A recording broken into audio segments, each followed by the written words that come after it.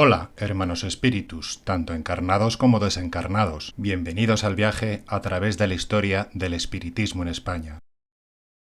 El espiritismo, una doctrina filosófica, científica y moral que busca comprender la naturaleza del espíritu y sus relaciones con el mundo material, llegó a España a mediados del siglo XIX, generando un impacto significativo en la sociedad de la época. Su historia en el país está marcada por la fascinación, la oposición de los poderes fácticos y la búsqueda de respuestas a los misterios de la existencia. El contexto previo ayuda a entender el origen del espiritismo. Muy al principio del siglo XVIII hubo una guerra de sucesión entre Felipe de Anjou, de la Casa de los Borbones, y Carlos de Austria, de la Casa de los Habsburgo. Desde entonces hasta nuestros días, exceptuando ciertos periodos, los Borbones han estado gobernando España.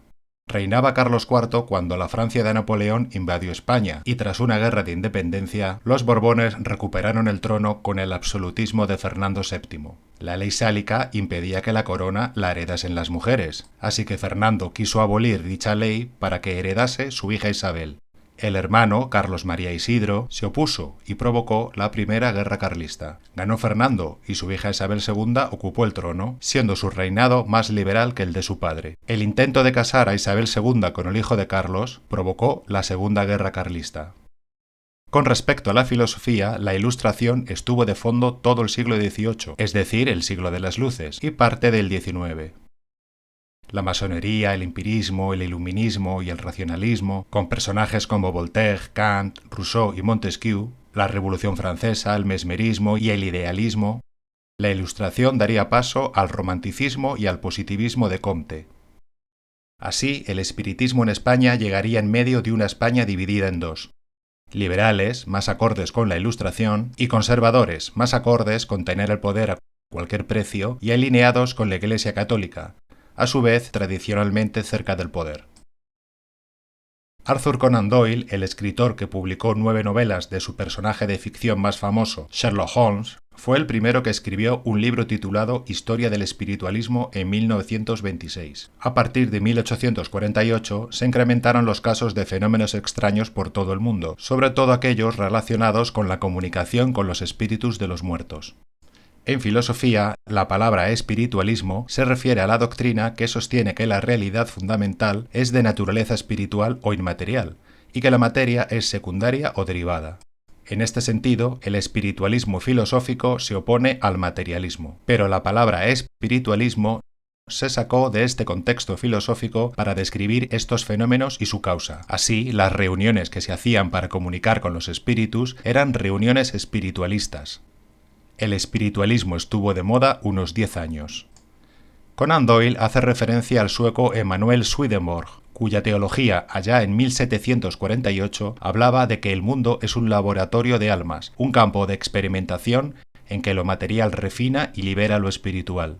Hablaba de espíritus protectores. Decía que Jesús era el mejor ejemplo a seguir, puesto que, según él, el mismo Jesús le encargó la misión de reformar el cristianismo. Escribió Arcana Celestia, la doctrina celestial, y dijo: El hombre fue creado por el Señor para poder, mientras vivía en el cuerpo, hablar con espíritus y ángeles, como de hecho se hacía en los tiempos más antiguos, porque, siendo un espíritu vestido con un cuerpo, es uno con ellos.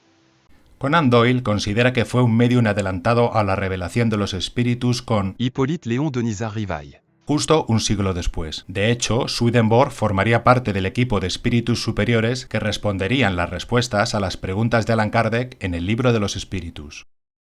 Edward Irving fue el protagonista de diversas manifestaciones proféticas y de sanación alrededor de la década de 1830 en Escocia. Fue un reverendo de la Iglesia protestante que acabó siendo excomulgado por ella por hablar de la segunda venida del Cristo y humanizar la figura de Jesús, entre otras cosas, fundando una iglesia evangélica alternativa. Andrew Jackson Davis fue un psíquico notable, neoyorquino, de principios del siglo XIX, el cual, entre otras muchas manifestaciones de evidencia, predijo la llegada del espiritismo, diciendo que la comunicación entre encarnados y desencarnados se normalizaría algún día, ya que él mismo dijo recibir mensajes del mundo de los espíritus.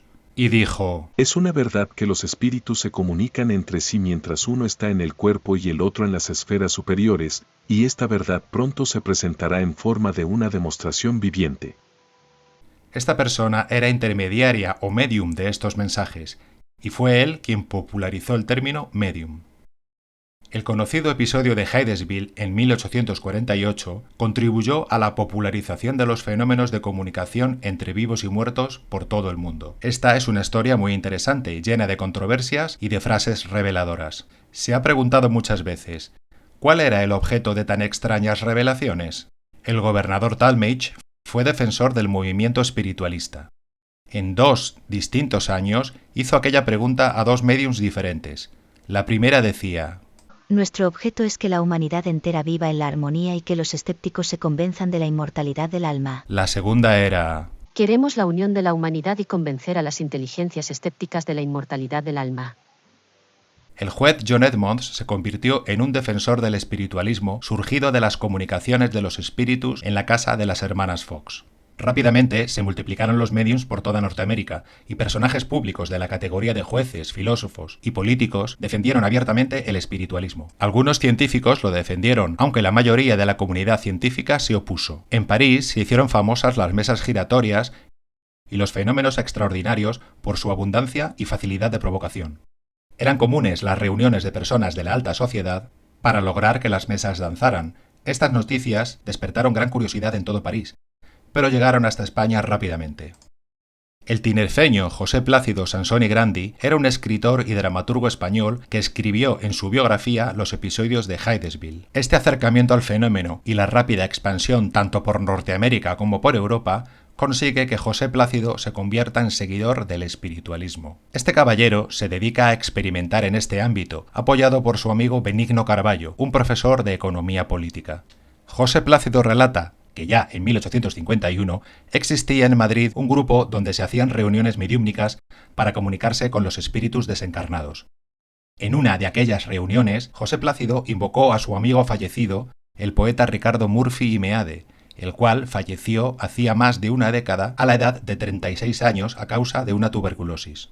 En Inglaterra, la americana Maria B. Hayden, a partir de 1852, provocó que su mediumnidad por medio de golpes principalmente fuera objeto de críticas por parte de toda la sociedad que lograron eclipsarla. Pero después, a partir de 1855, los trabajos del gran medium Daniel Douglas Home y de los hermanos Davenport contribuirían positivamente en sentido contrario.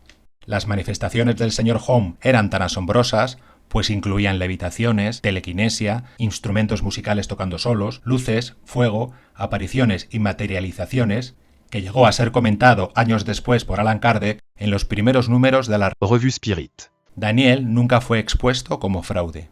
Óscar García Rodríguez, escritor y autor de algunos libros sobre la historia del espiritismo en las Islas Canarias y perteneciente actualmente al Grupo Espírita de La Palma, cuenta que en España empezaron a proliferar, alrededor de 1854, multitud de grupos espiritualistas para experimentar con la mediumnidad, igual que estaba ocurriendo en Estados Unidos, Inglaterra y Europa. Estos grupos no estaban unidos ni estaban en contacto, de modo que sus acciones no eran homogéneas, es decir, había grupos que se reunían con seriedad, mientras otros simplemente lo hacían por diversión.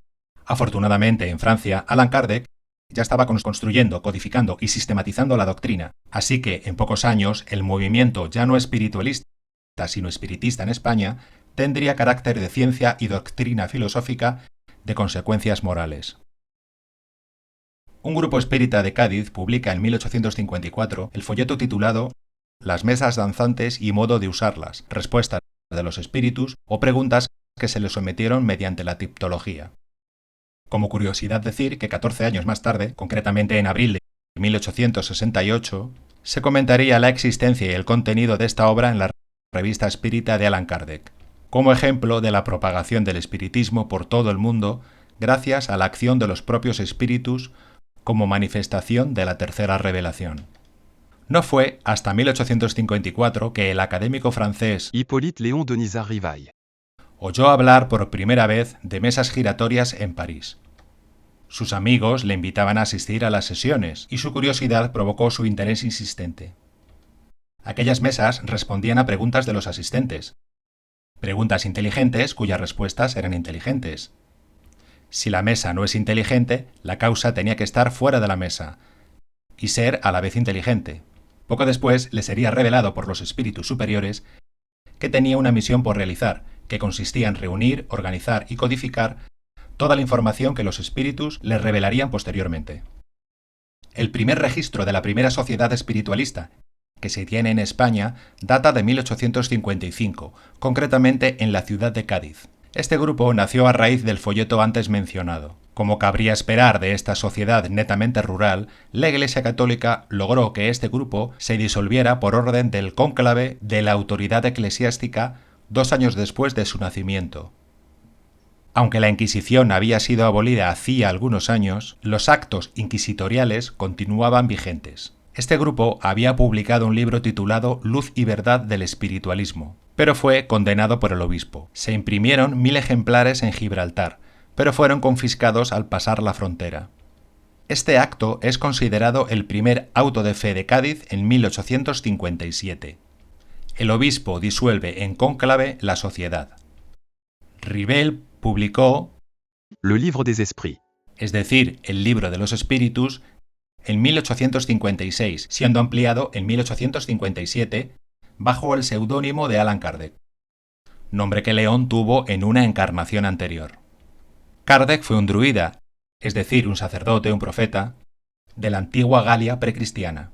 Los siguientes libros se fueron publicando consecutivamente hasta el Génesis, en 1867.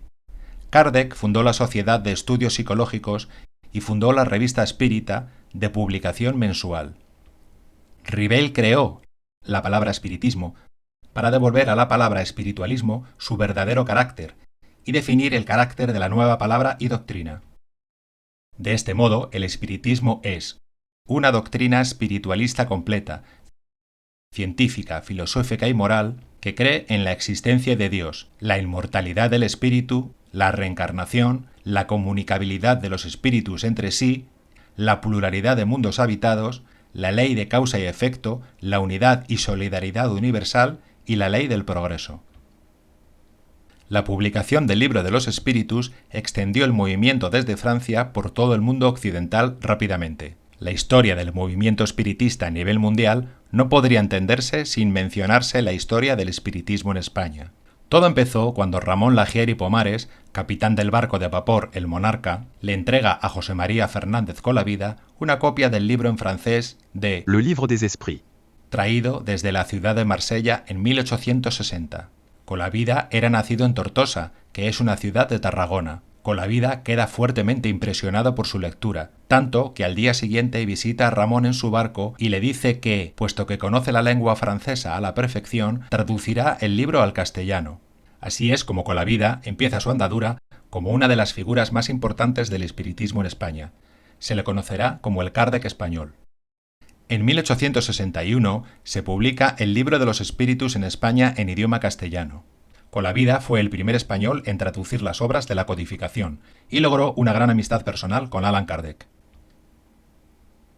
Poco después, Colavida espera un cargamento en el puerto de Barcelona de 300 ejemplares de libros y revistas espiritistas desde Francia. Por aquel entonces, en España, existía la libertad de culto que permitía estas exportaciones, pero los obispos presionaron a los políticos para impedir este hecho. La Iglesia Católica consideraba estas ideas muy perjudiciales para la moral del pueblo. Así se incautaron estas obras y poco después se realizó el segundo auto de fe en Barcelona en 1861, en el que se quemaron públicamente y en la hoguera 300 obras espiritistas. La prensa del momento se hizo eco del suceso. El dibujo del fondo se suele usar para ilustrar este evento, pero no corresponde sino con el dibujo de la izquierda. Este mismo año de 1861, Kardec publica en París Le Livre des Médiums. El Libro de los Espíritus aborda la parte filosófica de la doctrina, mientras que el Libro de los Médiums aborda la parte experimental. Surge la Segunda Sociedad Espiritista de España en Sevilla, dirigida por el general Rafael Primo de Rivera. Los dos textos de Kardec se consideran fundamentales para estos primeros espiritistas españoles. La claridad y el rigor con que Kardec presentaba la doctrina atrajeron a un público ávido de respuestas en una época de grandes cambios sociales y científicos. Aclarar que en muchos lugares aparece alguno de los hermanos de Rafael como directores de la Sociedad Sevillana, pero este es un error resuelto recientemente. Allan Kardec publica en París en 1864 el tercer libro, L'Évangile selon le spiritisme. el cual abarca la parte moral del espiritismo. Publica en 1865 Le ciel et l'enfer. que trata sobre la justicia divina según el espiritismo. En los años siguientes, hasta 1865, se funda la Sociedad Espiritista Española en Madrid, que más tarde se agrupó con la Sociedad Progreso Espiritista y otros grupos espiritistas que florecían por todas partes como puntos de luz. El Grupo de Sevilla fue uno de los más importantes dentro de la nueva dirección, así como la Sociedad Barcelonesa que editó y divulgó las obras de Kardec. La figura de Kardec, con su método racional y su enfoque en la experimentación, atrajo a intelectuales y personas de mente abierta, progresistas y médicos. Su propuesta de un espiritismo científico, basado en la observación y el análisis, resonó en una época marcada por el auge de la ciencia y el positivismo. Uno de los elementos que más atrajo a las personas en España fue la concepción de que el espiritismo no era una religión, sino una filosofía y una ciencia. En sus primeros días, el espiritismo no se vio como una corriente religiosa organizada, sino como una nueva filosofía, basada en la idea de que la muerte no es el final de la existencia, sino una transición hacia un mundo espiritual. El espiritismo ofrecía una visión más accesible del más allá, y se basaba en la idea de que los espíritus podían comunicarse con los vivos a través de médiums, facilitando el contacto con seres queridos que ya habían partido. Joaquín Güelves Temprado fue un ilustre madrileño de la época, poeta, doctor en 4 facultades universitarias, sería diputado del Congreso en los años siguientes durante el llamado Sexenio Democrático. Espiritista, fue autor de obras como La noción del espiritismo o Catecismo de Moral Universal, Luz y Vida. Defendió la autonomía de Cuba, por aquel entonces bajo dominio español, y la abolición de la esclavitud. El espiritismo, con su triple faz de ciencia, filosofía y moral, es la verdad que ilumina el camino del progreso y la evolución humana. En 1867 se produce en Madrid el tercer auto de fe contra la obra La noción del espiritismo. Los que le conocieron afirmaron que Joaquín era un médium prodigioso, pues reunía todas las facultades mediúmnicas y en su grado máximo. Así pues, las ciudades de Cádiz, Sevilla, Barcelona y Madrid fueron las pioneras en el desarrollo del espiritismo en España. Salimos fuera de España para hacernos una idea del contexto. En esta década de 1860 a 1870, llegan a Brasil los primeros libros de Allan Kardec, donde ganan terreno entre intelectuales y personas de clase media. Brasil es un terreno fértil para las ideas espiritistas, puesto que las creencias en la espiritualidad y la comunicación con los espíritus ya estaban presentes, principalmente, en otras religiones como el candomblé y la umbanda.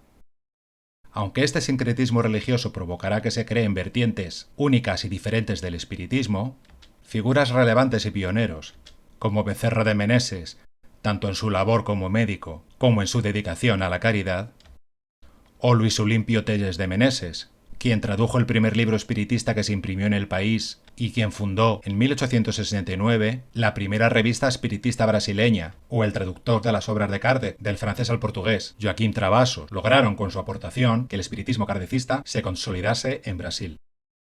Echando la vista a Europa, primero a París, Allan Kardec publica la quinta de sus obras doctrinarias, La jeunesse selon le spiritisme. en 1868. Muy cerca, en Londres, las investigaciones del científico inglés Sir William Crookes en los años 1870 a 1874, a pesar de la fuerte oposición, fueron muy relevantes al estudiar a la médium adolescente Florence Cook. Crookes investigó antes a los médiums Cathy Fox y Daniel Home. Si bien empezó dichas investigaciones como escéptico de cara a sus colegas científicos de la Royal Society, escribió en diciembre de 1870, en un viaje a España para observar un eclipse de sol: Recuerdo que estas mismas fechas del año pasado, Nelly y yo estábamos en comunicación con queridos amigos muertos, y al tiempo de dar las 12, nos desearon un feliz año Las nuevo. investigaciones de Crookes con Florence fueron concluyentes alrededor de la materialización del espíritu Cathy King, que todos nosotros más o menos conocemos.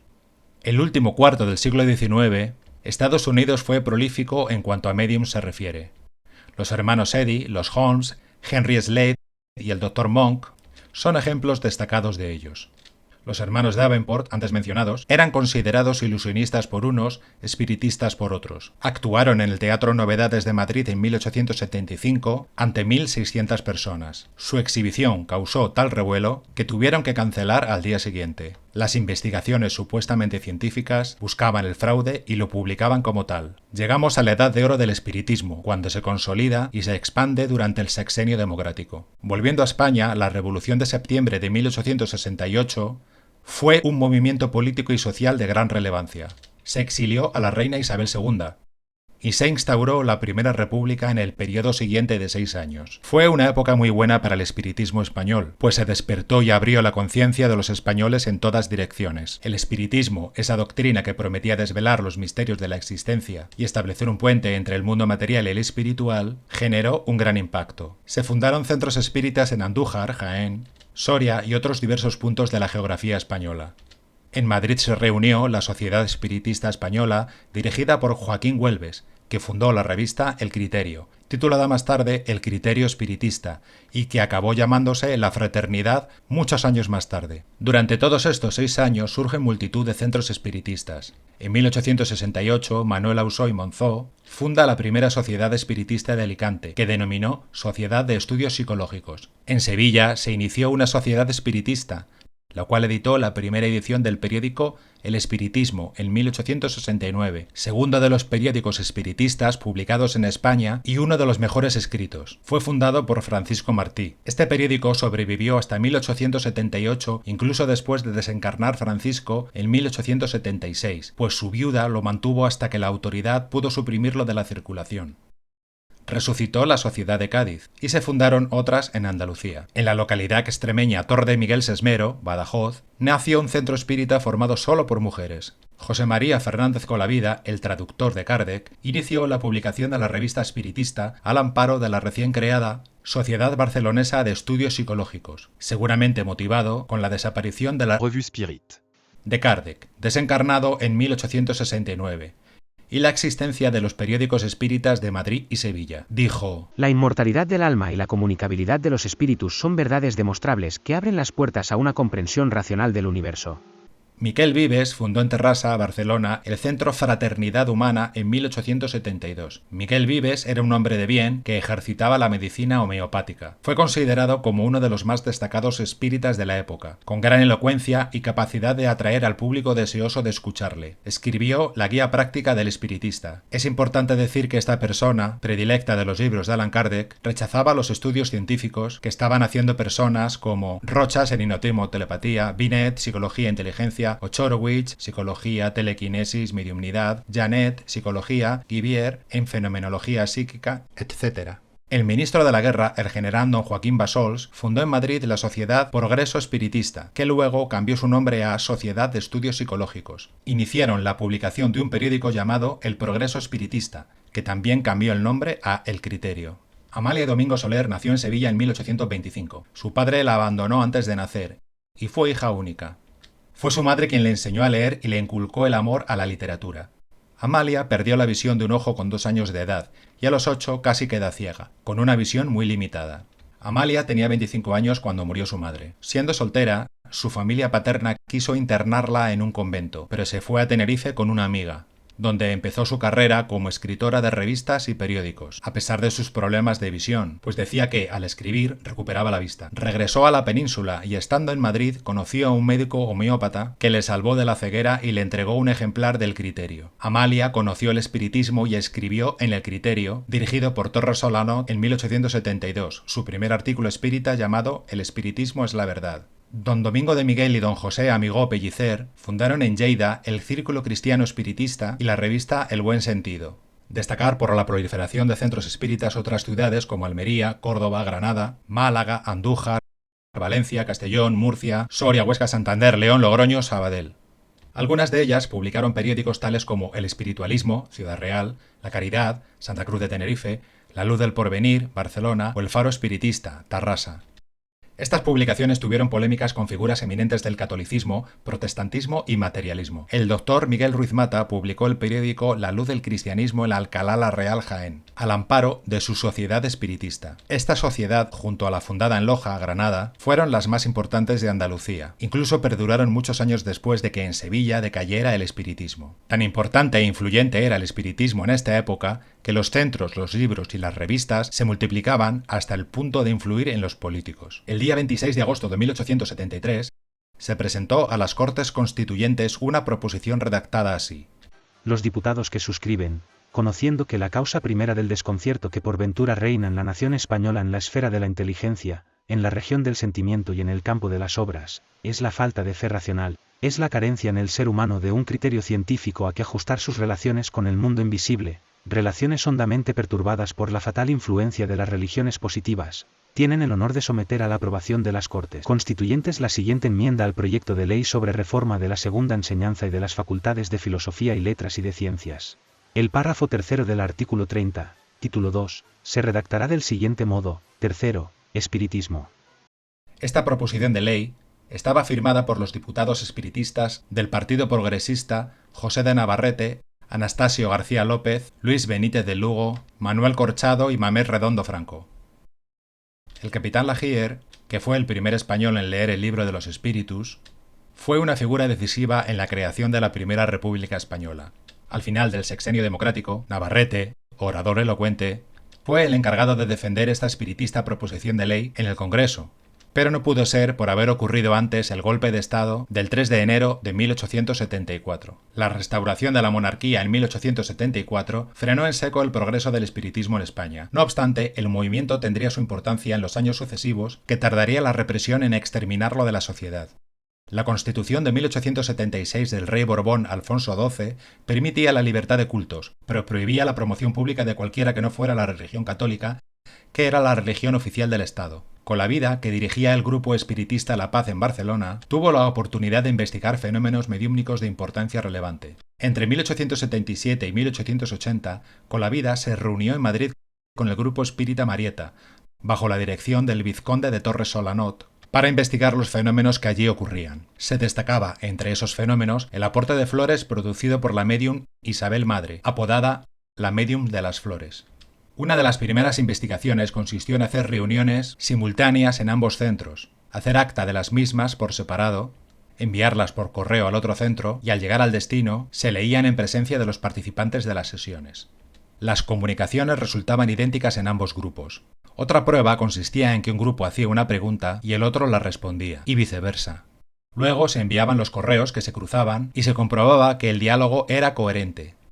Ana Campos, esposa de Colavida y médium muy activa del grupo La Paz, consiguió emancipar el alma y presentarse en el grupo Marieta, siendo vista por las 28 personas que allí se encontraban, no solo por los médiums videntes. Así, el doctor Huelves Temprado y el vizconde de Torres Solanot publicaron artículos de propaganda en El Globo y La Tribuna. Julio Fernández Mateos editó El Espiritismo en Sevilla. 2 años más tarde sería El Faro, uno de los mejores periódicos espíritas. Sería multado, encarcelado y desterrado en 1879 por sus ideas. Amalia Domingo Soler ya se trasladó a vivir a Barcelona, ciudad que sería ya definitiva. El 9 de mayo de 1879 se le apareció el espíritu del padre Germán, quien sería su guía espiritual. Una vez le dijo: escribe, di que el espiritismo es la verdad eterna. Tú, que apenas ves la luz del sol, darás luz a muchos ciegos, y ya que conoces lo triste que es la ceguera, encárgate de curar a los que no quieren ver. Amalia recibiría comunicaciones periódicas que publicaría en el primer número de La Luz del Porvenir, dirigido por ella misma. Este periódico fue denunciado y secuestrado por 42 semanas, pero Amalia publicó otra revista llamada El Eco de la Verdad hasta que se pudo restablecer La Luz del Porvenir. Esta valiosa mujer dirigió durante 20 años este periódico. Con sus publicaciones, Amalia no tardó en erigirse en un referente en los círculos espiritistas internacionales. Diferentes figuras de la Iglesia Católica claramente opuestos al espiritismo, como el padre Manterola, el padre Llanas de las Escuelas Pías o el padre Sallarés, entre otros, tuvieron que enfrentarse a la dialéctica escrita de Amalia. Atribuía al espiritismo la caridad y el amor cristiano primitivo, y lo contrastaba con las imposiciones y jerarquía de la Iglesia. Dijo: mientras vosotros perseguís, excomulgáis y condenáis en nombre de un Dios de amor, el espiritismo abre sus brazos a todos, predica la caridad sin límites y demuestra la inmortalidad del alma. ¿Quién sigue entonces el verdadero evangelio de Cristo?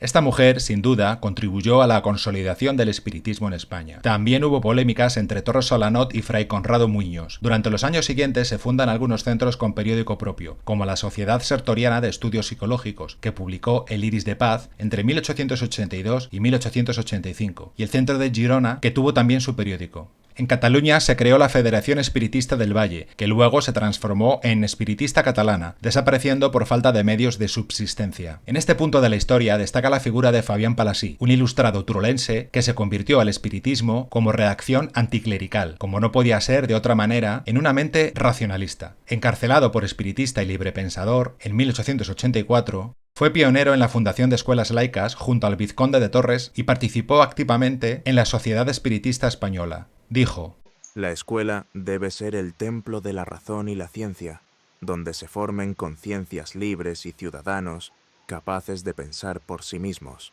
sin las cadenas del dogma. 8 de septiembre de 1888.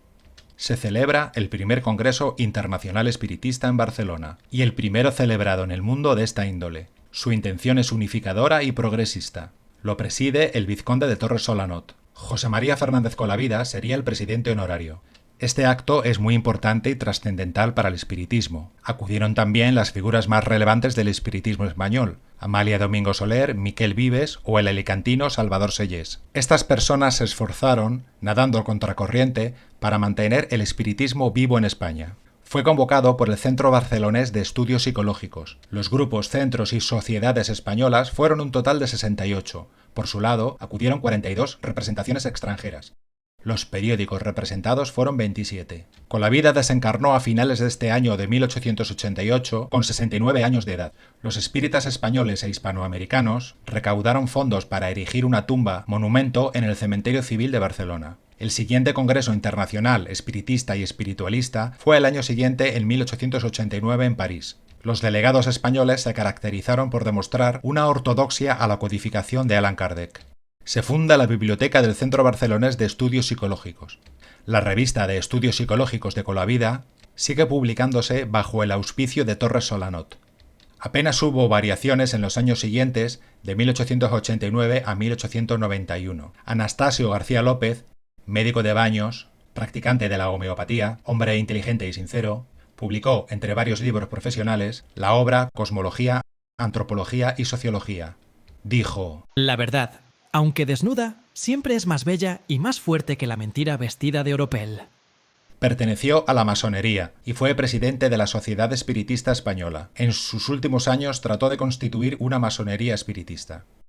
Mario Méndez Bejarano, sevillano, político y catedrático de literatura, relata en su Historia de la Filosofía en España hasta el siglo XX que en Loja, Granada, se multiplicaban los adeptos. Comenta que el espiritismo se había fundido con la masonería. Decía que todos los espiritistas eran masones y se creó una logia de adopción. La masonería tiene en común con el espiritismo la creencia en una realidad trascendente, la importancia de la moral y la ética, la búsqueda de la verdad y del conocimiento, el énfasis en la mejora personal y el progreso, y finalmente, la valoración de la comunidad y sobre todo la fraternidad. Celebraban el 31 de marzo, aniversario de la desencarnación de Allan Kardec, todos los años con una velada magna en el teatro, a la cual solían acudir representantes de Andalucía.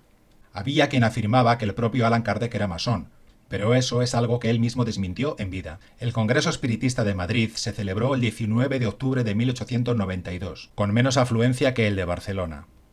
El presidente fue don Anastasio García López, y el local fue el Salón de la Sociedad El Fomento de las Artes. En este mismo año se fundó el periódico La Irradiación y se constituyó en Madrid la Sociedad de Estudios Psicológicos. Nuevos periódicos espíritas en 1893. Lumen, el Boletín de la Federación Espiritista Catalana, y El Espiritismo en Barcelona. Luz Espírita en Madrid, El Guía Cristiano en La Unión y La Revelación en Alicante. Se dan diferentes conferencias en diversas ciudades de Cataluña, como Barcelona, Mataró, Badalona, Sabadell y Tarrasa. La revista de Estudios Psicológicos se fusiona con el periódico Concordancia del Espiritismo con la Ciencia en 1894, año de la fusión de los centros Centro Barcelonés y el Cosmopolitan. El jefe de redacción será don Quintín López Gómez. Dirige la revista el vizconde de Torres Solanot, el cual salió de una enfermedad que le dejó amagos de apoplejía como secuela. Quintín López, natural de Salamanca, escritor y periodista, escribió en Lumen y publicó más de 50 obras espiritistas. Dijo: La verdadera espiritualidad no se halla en dogmas inertes, sino en la caridad activa y en el incesante progreso del espíritu hacia la luz. Quintín también fue un activo traductor que contribuyó a la difusión de obras espiritistas extranjeras en nuestro idioma. Don José Muñoz López, natural de Yecla, publicó varios artículos sobre fotografía espiritista. Se obtuvieron fotografías en Crevillente con la ayuda de la médium Doña Dolores Mas. Desaparece la revista de estudios psicológicos, pero en los años siguientes continúan las conferencias y nacen nuevas revistas. 1900 es el año del Congreso Espírita de París. Los españoles que asisten son Aguarot y Esteva, Quintín López, Víctor Melcior y Eugenio García Gonzalo. Víctor Melcior, que previamente había dado una conferencia muy aplaudida en el Ateneo de Madrid, era un importante médico de Barcelona, muy inteligente y buena persona, que buscaba desinteresadamente a la verdad. La verdad es la aurora que disipa las tinieblas de la ignorancia y el prejuicio, guiando a la humanidad hacia su destino de luz y libertad. Amalia Domingo Soler publica Memorias del Padre Germán en 1900, aunque se trata de un trabajo recopilado de las comunicaciones recibidas en el centro barcelonés La Buena Nueva, entre 1880 y 1884. Este libro tuvo una gran difusión y contribuyó grandemente a la popularización del espiritismo, así como también contribuyeron sus escritos y conferencias. Esta médium y escritora prolífica fue muy querida dentro del movimiento. Entramos en el siglo XX y siguen publicándose libros, periódicos y revistas hasta 1904. En aquella época, el espiritismo español es claramente ortodoxo y las tentativas de los pensadores independientes no tuvieron éxito. No hay mentes abiertas en la sociedad. A pesar de la disminución de la fuerza del espiritismo que provocó el regreso de la monarquía, siguen naciendo centros espíritas, aunque desvirtuados con respecto a las líneas que se marcaron claramente en la época de la Revue Spirit de Allan Kardec. La mayoría de los grupos se focalizaban en las reuniones mediúmnicas y en dar voz a los desencarnados. Solía haber en cada centro una figura relevante, una especie de medium iluminado, al que se le hacían todas las consultas y se le reverenciaba de algún modo. En 1905 empezaron en París las investigaciones científicas alrededor de la excepcional medium italiana Eusapia Palladino. Eusapia fue estudiada en 43 ocasiones, en algunas de ellas por eminencias tales como Charles Richet, Julián Ochorowicz, Camille Flammarion o el matrimonio Curie. Fue la primera medium en prestarse a estas investigaciones. El espiritista Gabriel Delan relata algunos de los fenómenos físicos que se producían, tales como levitaciones y apariciones. Dijo: en la medium Eusapia Palladino, los fenómenos de acción a distancia y materialización son una realidad indiscutible que nos obliga a reconsiderar las leyes conocidas de la materia y el espíritu. La Primera Guerra Mundial, entre 1914 y 1918, provocó un aumento del interés por el más allá. La propia guerra fue profetizada, y durante la contienda proliferaron los fenómenos físicos alrededor de las manifestaciones espíritas. En este punto cabe destacar el golpe de estado militar del general Miguel Primo de Rivera en 1923, sobrino del ya fallecido Rafael Primo de Rivera, pionero y fundador del Centro Espiritista de Sevilla en 1861. Se abre un periodo oscuro para el espiritismo de 7 años hasta que en 1931 se restaurara la democracia. Por el mismo tiempo, el doctor don Manuel Ausó fundó en Alicante la revista La Revelación y la Sociedad Espiritista Alicantina, en la que figuró don José Pastor de la Roca, cronista de Alicante. El sociólogo Gerard Horta, Cos y Revolució, cuenta que en 1929, en la casa del futuro presidente de la Generalitat de Cataluña, Luis Companys, tenían lugar reuniones mediúmnicas. Las carencias de la monarquía parlamentaria y la pérdida de las últimas colonias españolas como consecuencia de la guerra iniciada contra los Estados Unidos de América provocó el exilio del rey Alfonso XIII y la instauración de la Segunda República Española, periodo que abarca desde 1931 hasta 1936.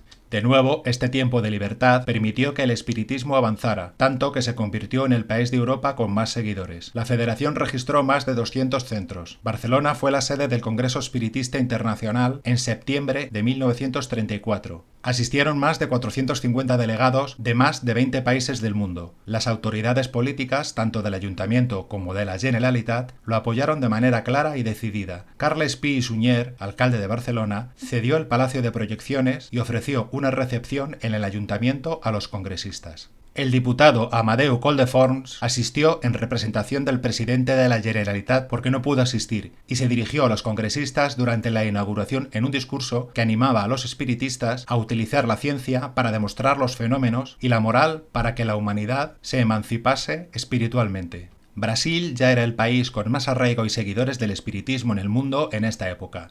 Chico Xavier ya empezaba a ser una figura relevante dentro del espiritismo que en este país ya estaba institucionalizado y socialmente aceptado sin la persecución de la Iglesia Católica Europea. Es por eso que en América el espiritismo se hizo fuerte en países como Argentina, México, Cuba, Uruguay o Estados Unidos, donde el espiritismo era una corriente más dentro del espiritualismo. Países europeos como Portugal o Francia eran importantes junto a España.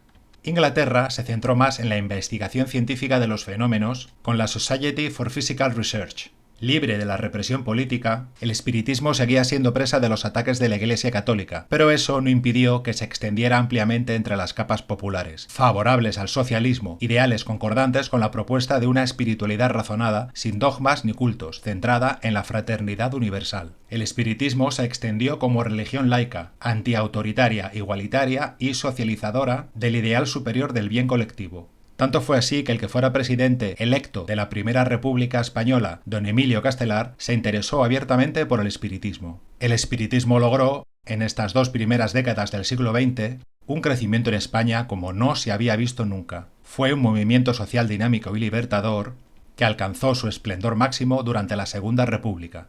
Pero los ideales socialistas y comunistas, puros en los textos, no tuvieron un reflejo homólogo en la realidad política de la época, pues el nacionalsocialismo en Alemania, por ejemplo, estaba emergiendo en Europa. La Segunda República Española fue un periodo de intensa modernización social y política, marcado por una profunda polarización ideológica y una creciente inestabilidad que culminó en la Guerra Civil. José Antonio Primo de Rivera, hijo del dictador y por tanto sobrino nieto del espírita Rafael, fundó la Falange Española, cuya ideología compartía aspectos con el fascismo y el nacionalsocialismo, y fue muy relevante para lo que llegaría después. Llegaría el golpe de Estado, el llamado Alzamiento Nacional, en 1936, en la que muchos militares se sublevaron contra el gobierno legítimo, provocando una guerra civil en España que duraría 3 años y provocaría la muerte de casi 1 millón de personas. Ayudados por el ejército nazi, el bando sublevado ganó la guerra y se instauró una dictadura militar en el país que duraría 36 años. Durante la Guerra Civil, algunos grupos espiritistas siguieron reuniéndose, pero la mayoría se fueron disolviendo por causa de la guerra y por presiones políticas, tal como muestran las actas del Centro Espiritista La Verdad por la Ciencia de Jumilla en Murcia. En su acta de disolución se recogía este texto. En nuestra federación se hallan disueltas totalmente casi todas las asociaciones federadas, desde que estalló el movimiento revolucionario en España. Francisco Franco, caudillo dictador de España, no dudó en perseguir e aniquilar toda expresión religiosa que no fuera católica. De hecho, declaró que el Estado español era nacional catolicista. Se hizo todo lo necesario para que desaparecieran los judíos, protestantes, testigos de Jehová, masones y espiritistas. Franco dijo: no ha habido en nuestra nación ninguna rebelión ni conato de traición contra la patria que no se fraguase en la sombra de las logias masónicas. Y aún hoy, liberada España de esta carroña, realmente logró silenciarlos. Esta represión activa hace aún más gloriosa e importante la misión y vida de todas las personas extraordinarias que fueron, antes de estos tiempos oscuros, protagonistas del movimiento espiritista mundial. Durante las décadas de dictadura, desapareció una enorme cantidad de documentación referida a ideologías no acordes con el nacionalcatolicismo. El espiritismo se vio obligado a refugiarse en el interior de los hogares, donde intentaría sobrevivir. Pasó a ser una actividad clandestina y criminal. Se comenta que en los primeros años de la posguerra, en la cárcel Modelo de Barcelona, llena de presos anarquistas y comunistas, también había reuniones de espiritistas en las celdas. Y es que en estos tiempos el movimiento obrero y el espiritismo iban de la mano. Muchos centros históricos se cerraron y su documentación fue ocultada, destruida o incautada. Los documentos de la Federación Espírita Española, con sede en Barcelona, y de algunos centros espiritistas, fueron expoliados. Muchos espiritistas atesoraban los libros y revistas espíritas, escondiéndolos en lugares secretos para no ser descubiertos. Las reuniones se hacían dentro de la intimidad de las familias, a salvo de la represión. Cualquier manifestación pública equivalía a paliza y presidio.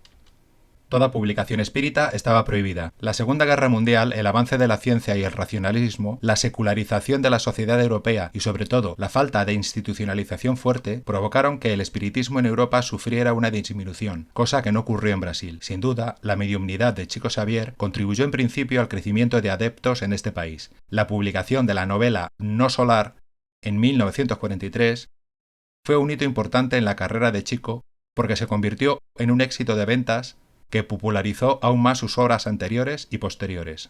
El excepcional médium Divaldo Pereira Franco fundó el Centro Espírita Camino de la Redención en 1947. Fundó la Mansión del Camino en 1952. Divaldo ha sido una figura prominente en el espiritismo brasileño desde muy joven, y su trabajo ha ganado importancia de manera constante a lo largo de su vida. En España, Rafael González Molina fue un comerciante de 34 años que no pudo hacer frente al contexto económico del régimen franquista y tuvo que decidir dejar en España a su mujer y a 4 hijos para emigrar a Brasil, concretamente a São Paulo, el 23 de marzo de 1954. Poco después, una vez que consiguió trabajo, su familia pudo emigrar y estar con él.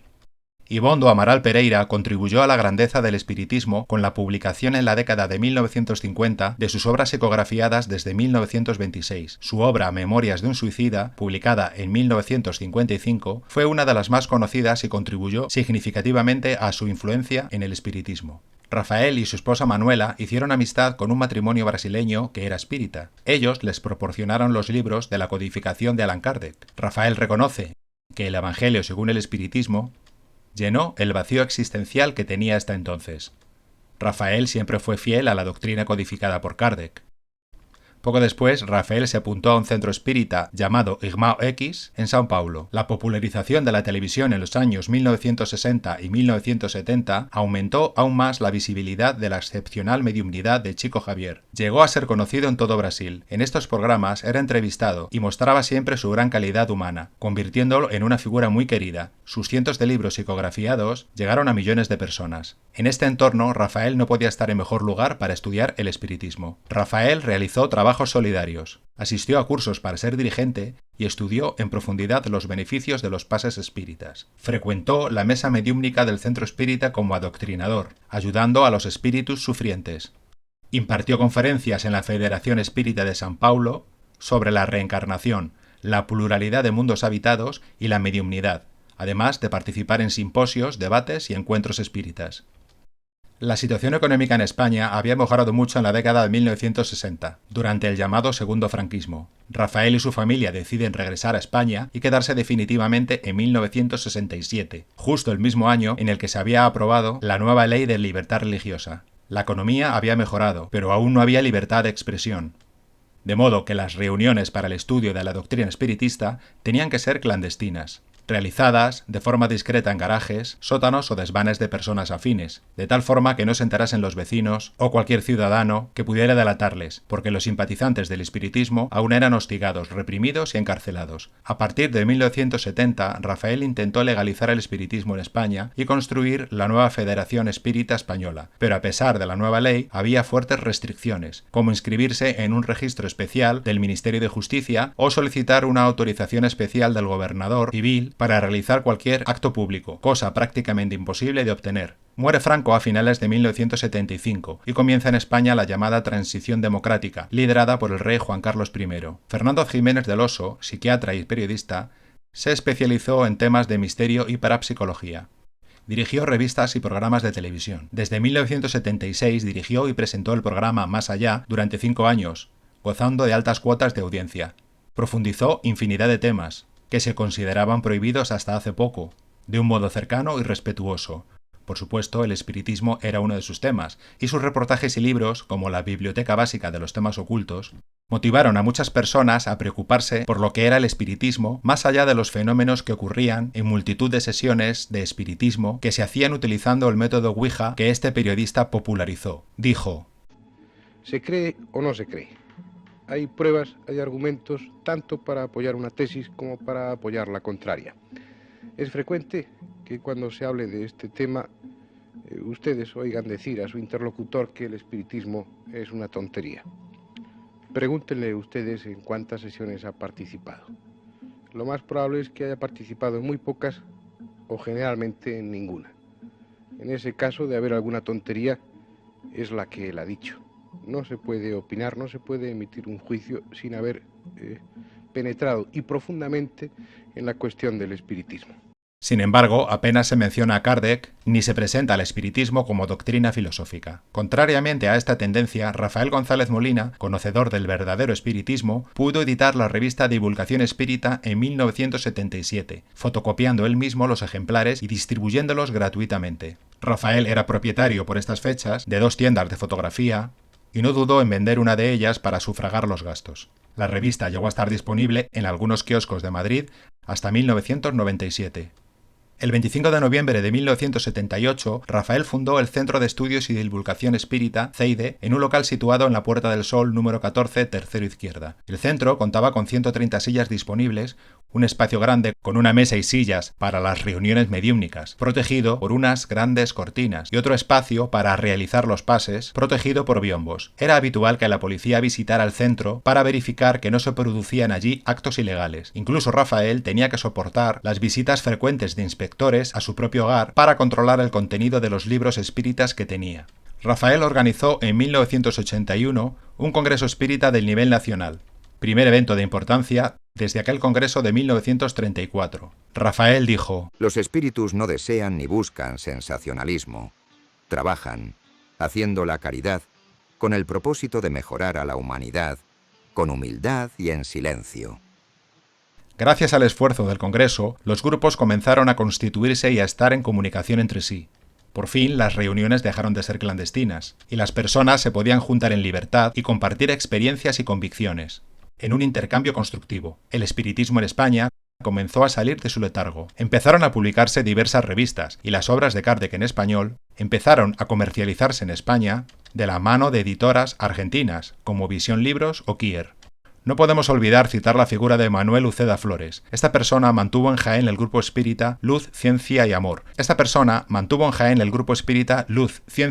En la clandestinidad durante toda la dictadura. El grupo publicó el libro Desde la otra vida en 1983, donde se recoge una selección de las comunicaciones que obtuvieron en sus reuniones. Rafael logró constituir la nueva Federación Espírita Española en 1984. La sede de la federación fue la misma que ocupaba CEIDE en ese momento. Él mismo fue su presidente hasta 1997. Durante ese periodo de tiempo, Rafael trajo a España las figuras más relevantes del espiritismo del momento: Divaldo Pereira Franco, Juan Antonio Durante, Raúl Teixeira o José Medrado. Rafael fundó la Editora Espírita Española en 1985. Se celebra en Madrid el Congreso Espírita Mundial, el último fin de semana de noviembre de 1992, en el Palacio de Exposiciones y Congresos. Esta era una de las aspiraciones logradas por Rafael González, porque coincidía con la conmemoración del 50º aniversario del descubrimiento de América, en el que se celebraba la Exposición Universal de Sevilla y los Juegos Olímpicos en Barcelona. La Federación Española, a raíz del Congreso, crea el Consejo Espírita Internacional, CEI, en la propia sede de la Puerta del Sol, para promover la unificación del movimiento espírita a nivel mundial. Rafael González Molina será secretario de esta organización, siendo reconocido así a nivel internacional. Acuden a este evento las figuras más importantes del espiritismo mundial, como son Divaldo Pereira y Raúl Teixeira. Asistieron más de 700 participantes de 16 países. Estos eventos logran que el resurgimiento del espiritismo en España sea una realidad. Los grupos se forman y se federan en todo el país, aumentando su número progresivamente. Se realizan encuentros, charlas, coloquios, simposios, congresos nacionales y regionales, ediciones de periódicos, revistas y actividades diversas. Se organiza un pequeño congreso espírita en Montilla, Córdoba, en 1993, que se convierte en el primero de una serie de eventos que se organizarán casi sin interrupción desde entonces. Sería entonces el primer congreso espírita nacional. Se establecerá celebrarlo, preferentemente, durante el primer puente de diciembre, ya que es un momento ideal para reencontrarse con los amigos de todos los rincones del país, y también para que conozcan qué es el espiritismo, de la mano de los mejores, aquellos que se acerquen por primera vez. José Anior de Alcaraz, natural de Orihuela, Alicante, emigró a Brasil durante un tiempo en el que se convenció de la realidad espírita, a la edad de 32 años. Fundó el Centro Espírita La Luz del Camino en 1994. Editó y distribuyó gratuitamente Colección La Luz, compuesta de 6 libros que recogen la más importante literatura de los escritos de Amalia Domingo Soler, publicados en la revista La Luz del Porvenir durante los 20 años que van desde 1879 hasta 1899. Igualmente publicó Hechos y obras de una vida en 1996. Si la misión de Rafael para resucitar el espiritismo en España no hubiera funcionado, quizá José Aniorte hubiera tenido que tomar la iniciativa. Rafael González Molina deja la presidencia de la Federación en 1997. Le sustituye don Santiago Gené Mateu, que cambiará la sede de la Federación a CEMEL, es decir, Centro Espírita Mensajeros de la Luz, en la calle Madera 1 de Madrid. Santiago deja la presidencia de la Federación en 2000 y pasa a presidir el Centro Espírita Joana de Angelis de Reus hasta nuestros días. Después será presidente don Salvador Martín Moral desde 2000 hasta 2014. En este largo periodo, Salvador Martín preside la celebración en Valencia del VI Congreso Espírita Mundial en 2010. Joaquín Huete Puerta, coordinador y organizador de los Congresos Nacionales de la Federación Espírita Española desde 2001, organiza este evento, en el que se celebra la primera Feria del Libro Espírita y acuden personalidades destacadas como Divaldo Franco, Carlos Campetti, Raúl Teixeira o Edwin Bravo, entre otros españoles como Alfredo Tabueña o Juan Miguel Fernández Muñoz. En 2014, don Esteban Zaragoza García toma la presidencia de la Federación. Esteban, andaluz, conoció el espiritismo en el primer Congreso de Montilla. Es secretaria Yanaina Minelli, presidenta del Centro Espírita Amalia Domingo Soler de Barcelona. Joaquín Huete Puerta, además, es investigador y socio de la Sociedad Española de Investigaciones Parapsicológicas desde 2004 y pertenece a la Asociación de Estudios Espíritas de Benidorm. Coordinó la Revista Espírita de la Federación desde 2010 hasta 2016. Su centro abandonó la Federación Española de Espiritismo y fundó, junto a Dolores García, la Sociedad Española de Divulgadores Espíritas, SEDE, en 2017. El Congreso Espírita Nacional se viene celebrando anualmente en la ciudad de Calpe, pero en 2018 toma la presidencia Valle García Bermejo y la traslada a Ciudad Real para cortar distancias entre los centros y el Congreso. Valle fundó el Centro Espírita León Denis en 1999 junto a Rosa María Pérez.